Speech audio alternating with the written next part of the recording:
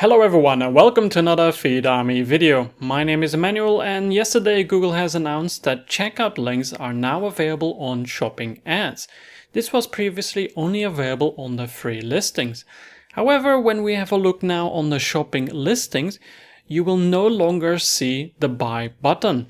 This used to be available on the free listings. You could see it somewhere in the image in the corner or underneath here. You could see that there was a buy button. However, now you have to basically click on the listing. Then, for example, if this is the one that we want, when we click on it, we can see the buy now button. What will happen when you click on the Buy Now button is that you are navigated to the checkout directly without going to the product landing page. This is very useful if you want to list products and have them easily purchase the item without having to go through the landing page. This is, however, a negative if you're selling products such as clothing or apparel. There you would want to ensure that the customer chooses the correct size, and also, for example, if you're selling tables in different sizes or anything really that you have variations of. However, if you're selling a single item and that is just what you're selling, let's say a mug, a knife, etc., then that is okay because you will not need to select specific variations in the product landing page. This will speed up the process for users to be able to purchase the item, increasing the conversion rate.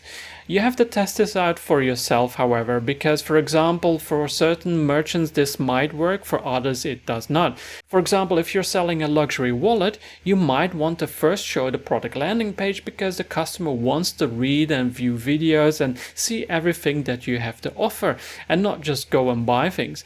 This is more useful for everyday items, for example, cleaning products.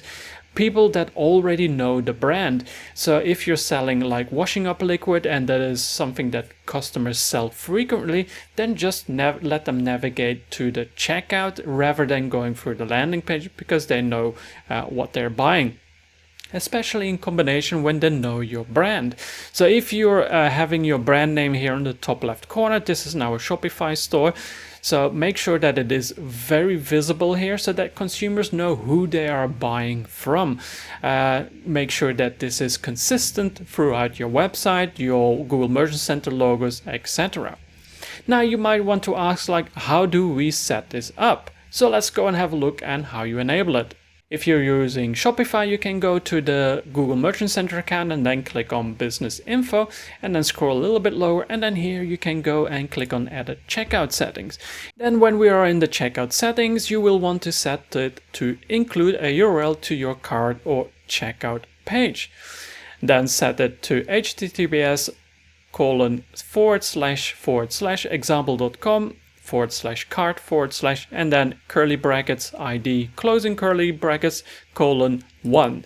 This is the setup for Shopify. Now, if you're using something else, then you have to check what the direct URLs are for each platform. For example, for WooCommerce, that's also a very specific URL, so you can figure out what you need to do. However, if you cannot use a template system, so this uses a template because it's a Shopify-based version. If you cannot do that, you can submit the checkout template attribute in your primary feed. This can be done with your data feed application and then simply formulate your values, so your URLs that goes directly to the checkout, and then add that into your primary feed. You can then select if you want to show this only on the free listings or also on your ads. So we would select, for example, ads if we want to show that as well. Now make sure that you have conversion tracking working correctly for both free listings and paid ads so that you can compare the results before and after. For example, it's highly possible that even if you think this is a good idea, you might have less sales afterwards as a result of this buy button, because sometimes merchants get a little bit confused of all the changes and functions within Google Shopping, and they might not want to purchase from you using the direct link to the checkout compared to the product landing page first. So do some tests. I would recommend half a month or a month test and then compare the conversion rate.